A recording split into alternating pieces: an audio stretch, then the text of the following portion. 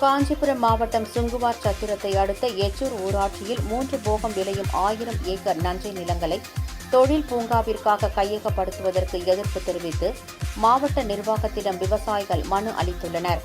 அப்போது விளைநிலங்களை கையகப்படுத்தினால் உயிர் துறப்பேன் என இளம் விவசாயி ஒருவர் ஆவேசமாக முழக்கமிட்டதால் பரபரப்பு ஏற்பட்டது.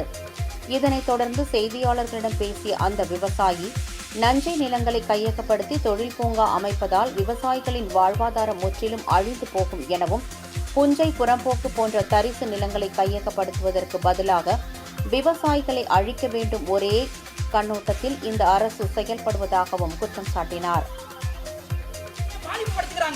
எங்களுடைய கோரிக்கைக்கு சரியான தீர்வும் கிடைக்கவில்லை, முன்னேற்றமும் கிடைக்கவில்லை. சத்தியமாக கூறுகிறேன், என் விவசாய மக்களுக்காக, என் விவசாய மண்ணை காப்பாற்றுவதற்காக நான் தீக்குளிப்பேன். தமிழகத்திலே மாண்பு முதல்வர் அவர்களுக்கு கண்டனத்தை தெரிவித்துக் கொள்கிறேன். விவசாயிகளை சீரழித்து, விவசாய நிலங்களை சீரழித்து நீங்க தொழில் பூங்காவை கொண்டு வருகிறது மக்களை பணம் சம்பாதிக்க வைக்கிறீர்கள். மக்களுக்கு பசி அடிக்கின்ற பொழுது பணத்தையா உண்பார்கள்? உணவை தானே உண்ணணும்.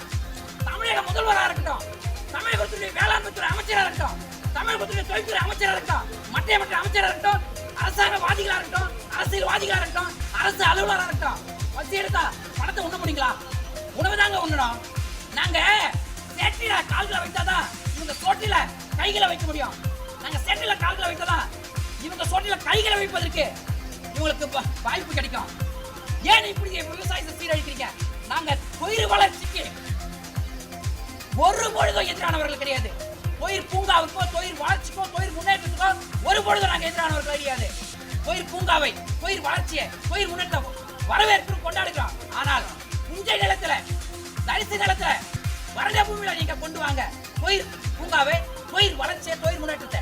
ஆனால் 3 போகம் நெற்பயிர் பயிரிடக்கூடிய நஞ்சை, விவசாய நஞ்சை சதுப்புநிலத்தில் கொண்டு வருக முடியாதீர்கள் என்பதுதான் எங்களுடைய மறுப்பான கோரிக்கை, மறுப்பான வாதம். இவற்றை ஏன் உணர மறுக்கிறீங்க? விவசாயிகள் சேற்றில கால்களை வைத்தாதாங்க நீங்க அரசாங்கவாதியோ, அரசியல்வாதியோ, அரசு அலுவலரோ சோற்றில கைகளை வைக்க முடியுங்க. இத்தகைய நிலைமையை புரிந்து கொள்ளுங்க.